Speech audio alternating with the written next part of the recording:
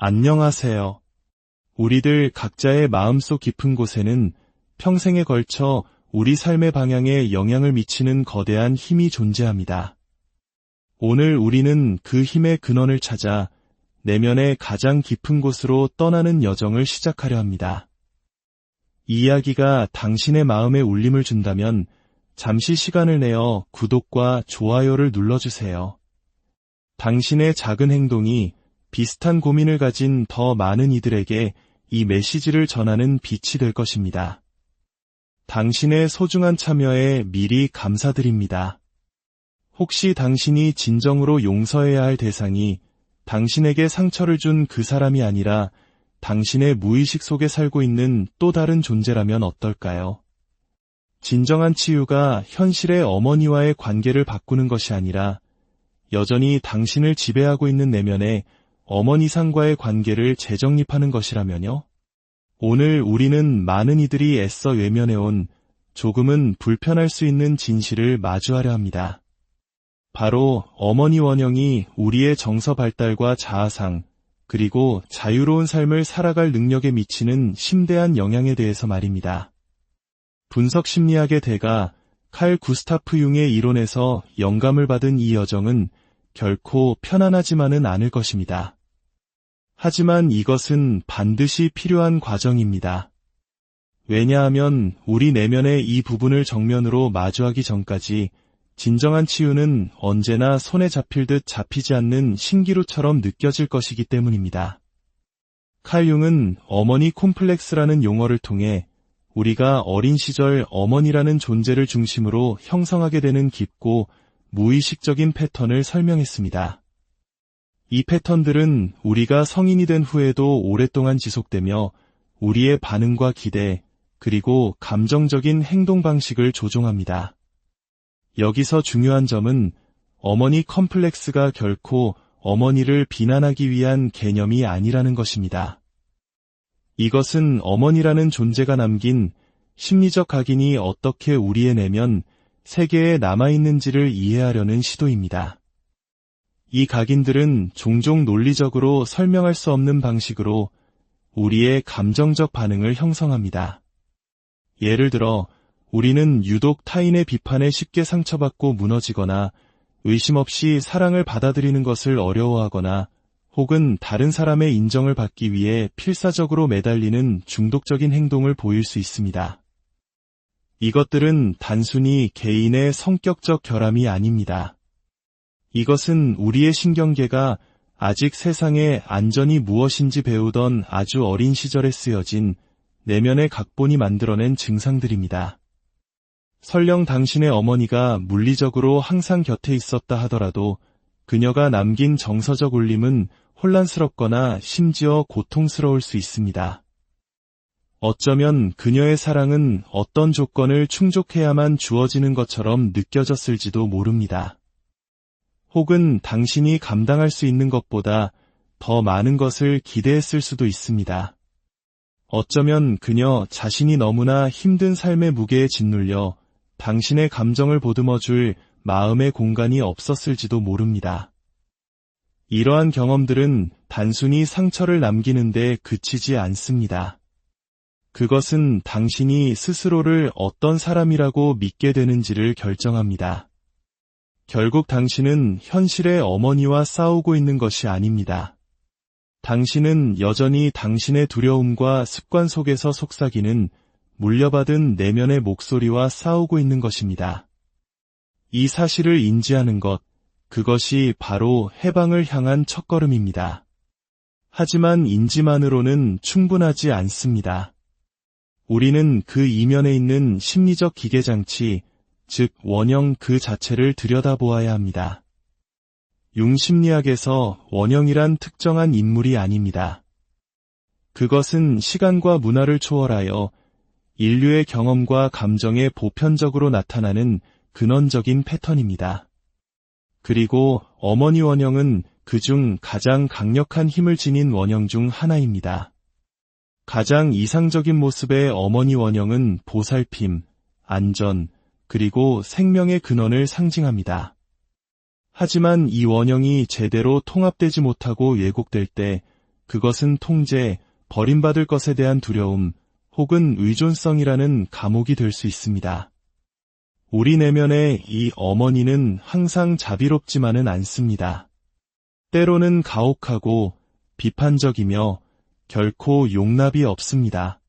그녀는 너는 완벽해야만 사랑받을 수 있어 라고 말하거나 인정받으려면 너 자신을 희생해야 해 라고 속삭입니다.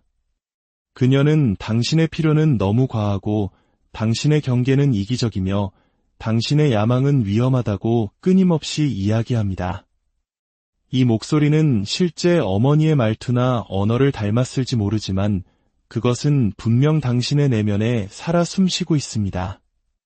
더 나쁜 것은 우리가 이 원형을 성인이 된 후의 인간관계에 그대로 가져간다는 사실입니다. 우리는 무의식적으로 연인이나 배우자가 나를 구원해주기를, 나를 부모처럼 돌봐주기를, 그들이 만들지도 않은 나의 상처를 치유해주기를 기대합니다. 그리고 그들이 이 보이지 않는 기준을 충족시키지 못할 때 우리는 또다시 버림받았다고 느낍니다. 하지만 당신을 버린 것은 그들이 아닙니다. 그것은 충족되지 못한 어린 시절의 욕구를 상대방에게 투사하는 당신 내면의 원형입니다. 이 악순환을 멈추기 위해서는 먼저 그 원형의 존재를 인지하고 그것과 자신을 분리해야 합니다. 당신의 행동이 이 내면화된 어머니상에 의해 조종당하는 순간을 알아차려야 합니다. 그것이 바로 신화의 지배에서 벗어나 새로운 이야기를 써 내려가기 시작하는 방법입니다. 하지만 당신이 내면의 이야기를 다시 쓰려고 노력하는 순간에도 또 다른 힘이 당신을 조용히 붙잡고 있습니다. 가족 세움 치료의 창시자인 버트 헬링거가 제시한 보이지 않는 충성심이라는 개념은 가장 깊은 심리적 족쇄 중 하나를 드러냅니다. 그것은 바로 부모가 겪었던 고통의 한계를 넘어서서 치유되는 것이 곧 배신 행위라는 깊은 믿음입니다. 당신의 아주 깊은 내면에는 어머니가 짊어진 삶의 무게를 혼자 감당하지 않도록 그 짐을 함께 짊어지기로 한 무의식적인 합에 스스로 선택한 적 없는 조용한 맹세가 존재할지 모릅니다. 특히 어려운 시대를 온몸으로 살아내며 자식들을 위해 모든 것을 희생했던 우리의 어머니 세대를 생각하면 이러한 감정의 연결은 더욱 깊고 애틋하게 느껴질 수 있습니다. 이 충성심은 자기 파괴라는 형태로 나타납니다. 성공을 눈앞에 두고 스스로를 무너뜨리거나 관계가 안전하게 느껴지기 시작할 때쯤이면 상대를 밀어냅니다. 자신의 진정한 욕망이 너무 과분하게 느껴져 스스로 부정하기도 합니다. 이것들은 우연이 아닙니다. 어머니의 정서적 경험을 뛰어넘는 것이 곧 그녀의 사랑을 잃는 위험을 감수하는 것이라고 배웠던 한 아이의 메아리입니다. 심지어 우리는 어머니와의 연결고리를 유지하기 위해 그녀의 고통을 모방하기도 합니다. 만약 그녀가 외로웠다면 나 역시 고독을 자처합니다. 만약 그녀가 세상 앞에서 침묵해야 했다면 나 역시 목소리를 내는 것을 주저합니다. 이 무의식적인 거울 효과는 마치 연대처럼 느껴지지만 사실은 정서적 정체 상태일 뿐입니다.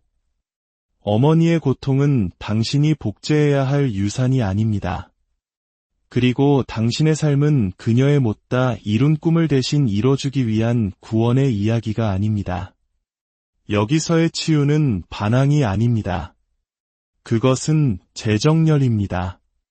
저는 어머니의 삶에 머무름으로써 당신을 존중하는 것이 아니라 더 높이 비상함으로써 당신을 존중하겠습니다. 저는 어머니의 상처를 되풀이함으로써 당신을 사랑하는 것이 아니라 내 안에서 그 상처를 치유함으로써 당신을 진정으로 사랑하겠습니다. 라고 말할 수 있는 용기입니다. 이 패턴을 깨뜨리는 가장 강력한 단계는 바로 자기 자신을 다시 양육하는 것입니다. 이것은 당신이 과거에 꾸준히 받지 못했을지도 모르는 보살핌, 인도, 그리고 연민을 스스로에게 주는 법을 배우는 것을 의미합니다. 내면의 아이가 그토록 필요로 했던 바로 그 어머니가 되어주는 것입니다. 그 시작은 들어주기입니다. 슬픔이 밀려올 때 그것을 무시하지 마세요. 두려움이 나타날 때 억누르지 마세요. 벅차고 힘들게 느껴질 때 약하다며 스스로를 벌하지 마세요. 대신 이렇게 물어보세요. 지금 나에게 무엇이 필요한가? 사랑이 가득한 어머니라면 이 순간 나에게 뭐라고 말해줄까? 이러한 형태의 내면적 양육은 결코 자신을 무르게 대하는 것이 아닙니다. 오히려 훈련에 가깝습니다. 당신이 과거와 똑같은 역학관계를 반복하고 있을 때, 내면의 비판가가 기세를 올릴 때, 혹은 평화를 유지하기 위해 당신의 경계선이 무너지고 있을 때를 알아차리기 위해서는 부단한 관찰이 필요합니다. 당신은 스스로의 양육자이자 동시에 보호자가 되어야 합니다. 당신의 감정을 있는 그대로 인정해주되 동시에 진실로서 스스로를 이끌어야 합니다. 실패의 순간에도 수치심에 빠지지 않도록 스스로를 안아주어야 합니다. 죄책감 없이 휴식을 허락하고 타인의 허락 없이 스스로의 성취를 축하해야 합니다. 이것이 바로 자존감의 재탄생입니다. 만약 이 모든 것이 어색하게 느껴진다면 그것은 당신이 누구에게도 배워본 적 없는 일을 하고 있기 때문입니다. 하지만 연습을 거듭할수록 이 내면의 관계는 다른 모든 관계의 견고한 토대가 되어줄 것입니다. 이 공간으로부터 당신은 마침내 다른 사람에게 어머니 원형을 투사하는 것을 멈추고 그들을 동등한 존재로 만날 수 있게 됩니다. 패턴을 깨뜨린다는 것은 과거를 지우는 것을 의미하지 않습니다. 그것은 과거가 더 이상 당신을 정의하도록 내버려두지 않겠다고 선택하는 것입니다. 당신은 마땅히 받아야 했을 사과를 영원히 받지 못할 수도 있습니다. 그토록 갈망했던 어머니의 존재를 결코 경험하지 못할 수도 있습니다. 하지만 그것은 핵심이 아닙니다. 핵심은 당신이 더 이상 어린아이가 아니라는 사실입니다. 이제 당신은 선택할 수 있습니다. 상처받은 버전의 자신과 더 이상 동일시하지 않기로 선택할 수 있습니다. 치유를 위해 다른 누군가가 변해야만 한다는 신화를 내려놓기로 선택할 수 있습니다. 그리고 더 이상 존재하지 않는 과거의 당신을 위해 쓰여진 규칙 아래에서 사는 것을 멈추기로 선택할 수 있습니다. 이것은 고통의 부정과는 다릅니다. 이것은 고통을 더 이상 나의 집으로 삼지 않겠다는 의식적인 결단입니다. 죄책감을 피하기 위해 마지못해 네라고 대답하는 작은 순간들을 알아차리는 것부터 시작하세요. 질투를 피하기 위해 스스로를 움츠릴 때 세상의 공간을 차지한 것에 대해 미안해할 때를 자각하세요. 이것들이 바로 입구입니다. 이것들은 내면의 어머니 목소리가 남긴 메아리입니다. 그 목소리에 질문을 던지세요. 누가 나에게 이것을 가르쳤는가? 그리고 나는 이것을 더 이상 짊어지고 싶은가? 바로 이 지점에서 정서적 성인기가 시작됩니다. 당신이 습관에 따라 행동하는 것을 멈추고 의도를 가지고 행동하기 시작할 때 당신의 상처가 아닌 당신의 가치관이 삶의 길을 이끌도록 할 때 스스로가 낡은 패턴에 빠져 있음을 알아차렸을 때 잠시 멈추고 숨을 고르고 그리고 다시 선택하세요. 패턴을 끝낸다는 것은 현실에서 바로 이런 모습입니다. 단 한 번의 극적인 순간이 아니라 수천 번의 작은 혁명들입니다. 이것은 단순히 고통을 멈추는 것에 관한 이야기가 아닙니다. 새로운 무언가를 위한 공간을 여는 것입니다. 허락이 필요 없는 기쁨, 증명이 필요 없는 자존감, 당신의 존엄성을 희생하지 않아도 되는 사랑, 당신을 무너뜨렸던 것에 대한 충성을 멈출 때 당신이 되찾게 되는 것들입니다. 당신의 성숙한 자아가 말하게 하세요. 당신의 명료함이 물려받은 수치심보다 더 큰 목소리를 내게 하세요.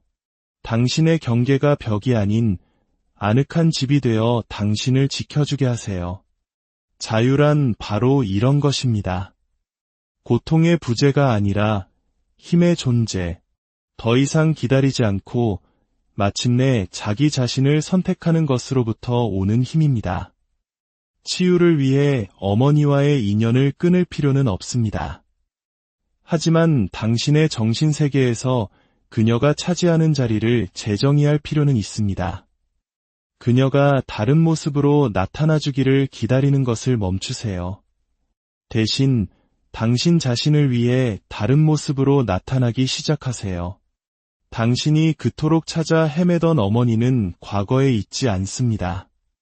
그녀는 당신의 안에 있습니다. 그녀는 바로 당신 자신입니다. 당신이 그녀를 의식적으로 통합하면 할수록 외부의 그녀에게 덜 의존하게 될 것입니다.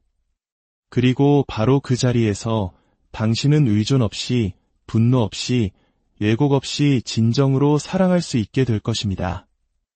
이것은 당신 이야기의 끝이 아닙니다. 이것은 당신이 저자가 되는 이야기의 시작입니다. 당신이 삶이라는 이야기의 펜을 다시 되찾는 순간입니다. 완벽할 필요는 없습니다. 그저 지금 이 순간 온전히 존재하기만 하면 됩니다. 당신은 당신의 상처가 아닙니다. 당신은 그 상처를 치유하는 존재입니다. 그리고 그 사실 하나만으로